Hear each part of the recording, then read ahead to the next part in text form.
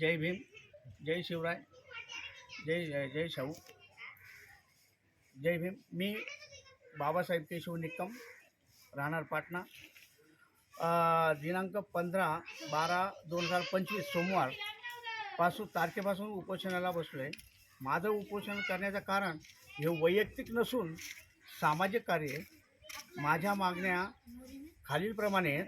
पहिली मागणी माझी की भारतरत्न डॉक्टर बाबासाहेब आंबेडकर स्मारक याच्या चहूबाजूस जे अतिक्रमण झालेलं आहे ते तात्काळ काढून आणि उर्वरित जी जागा आहे ती त्या जागेवरती ठराव मंजूर करून ती जागा स्मारकास सामील करावी आणि नमुना नंबर 8ला लावावी ही, आणि त्या जागेला पुरं तार कंपाऊंड मारण्यात यावं, ही माझी पहिली मागणी आहे. दुसरी मागणी माझी संघर्ष बुद्धविहारची. संघर्ष बुद्धविहारच्या पाठीमागील जी जागा आहे 40/80ची, ती पुरी संघर्ष बुद्धविहारासाठी आणि संविधान भवनासाठी वापरण्यात या उतारा नमुना नंबर 8ला लावण्यात यावी आणि तो उतारा मला देण्यात यावा. आणि तिसरी माझी मागणी आहे की ग्रामीण महिलांसाठी, दलित वस्तीसाठी ते शौचालय बांधण्यात यावं. ही माझी या 3 मागण्या आहेत माझ्या. तरी या 3 मागण्या आहेत.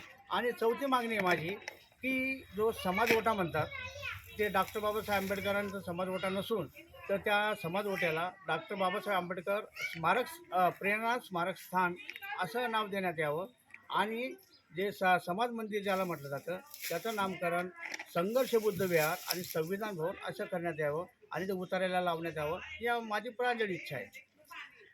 तरी मी हे जे मी काम सामाजिक कार्य करतो आहे हे समाजाला 15 डिसेंबर 2025 सोमवारपासून बसलेलं असताना त्याच्या अगोदर मी 29 तारखेपासून 29 नोव्हेंबरपासून ह्या गोष्टीचा सर्व पाठपुरावा केल्यानंतरसुद्धा मला काही ग्रामपंचायतीमार्फत कुठलंही ठोस आश्वासन किंवा काम करण्यात आलं नाही.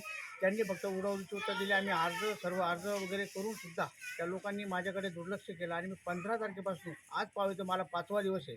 आज तारीख 19/12 म्हणजे आज 5 दिवस सुद्धा झाले असूनसुद्धा तरी ग्रामपंचायत प्रशासनाचं आणि वरिष्ठ अधिकाऱ्यांचं माझ्याकडे पूर्ण दुर्लक्ष आहे. त्यांना वाटतं की दलित वस्तीचं काम आहे, म्हणजे त्यांनी काम करू नये का दलित वस्तीचं काम आहे, लोक पुढे जाऊ नये आणि यांचं रेंगाळत राहावं, समाजामध्ये ते तेढ निर्माण करण्याचं काम करत आहे. तरी मला कुठलाही न्याय न मिळाल्यामुळे मी आमरण उपोषण जोपर्यंत माझ्या जीवाचे म्हणतं मी करत राहीन. याला सर्वस्वी जबाबदार ग्रामपंचायत, तिथले मेन प्रतिनिधी आणि प्रशासन जबाबदार राहील, ही नोंद घ्यावी आणि मला आमच्या या हे सर्व याला न्याय मिळेल अशी मी इच्छा व्यक्त